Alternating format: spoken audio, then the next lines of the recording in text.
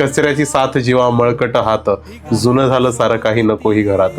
हे लिरिक्स खूप basic बोलण्यातले lyrics आहेत आणि हे त्या लोकांच्या जीवनामध्ये रोज येतं. म्हणजे ते आत्ताही कुठला तरी कचरा साफ करून घरी गेले असतील, उद्या सकाळी उठून परत कुठलं तरी गटार ते साफ करणार असतील.